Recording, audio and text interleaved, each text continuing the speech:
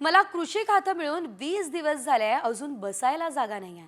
कुठले अधिकारी कुठे हेही माहिती नाही. सोयाबीन खरेदीचा प्रश्न पणन खात्याशी संबंधित आहे, तरी शेतकऱ्यांचे फोन मला येत आहे. असं म्हणताना सोयाबीन खरेदीवरून कृषी मंत्री माणिकराव कोकाटे यांची चिडचिड झाली असल्याचं पाहायला मिळत आहे.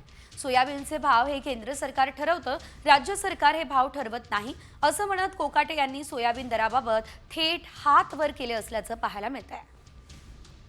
कोणत्या अधिकाऱ्याला कुठला चार्ज आहे ते माहिती नाही. महाराष्ट्रातून फोन येतात, कधी बुलढाण्यातून फोन येतात, कधी विदर्भातून फोन येतात. आमचं सोयाबीन या ठिकाणी खरेदी केलं नाही, आमच्या सोयाबीनला भाव मिळत नाही, त्याची मुदत संपलेली आहे, बारदान उपलब्ध नाही, असे अनेक प्रकारचे प्रश्न शेतकरी महाराज फोन करतात. कारण बाईटवरती बऱ्याच वेळा बाईटवरती टीव्हीवरती मीच दिसतो. बागेच्या शेतकरीच नाही. मग शेवटी मी पणन मंत्र्याला फोन केला की म्हटलं बाबा काय भानगडे सोयाबीन खरेदीचं, सगळे लोक मलाच विचारताय ते खातं तुमच्याकडे आहे. मग त्यांनी मला एक्सप्लेन केलं की त्या संदर्भामध्ये आपण 31 तारखेपर्यंतची मुदतवाढ खरेदीसाठी दिलेली आहे.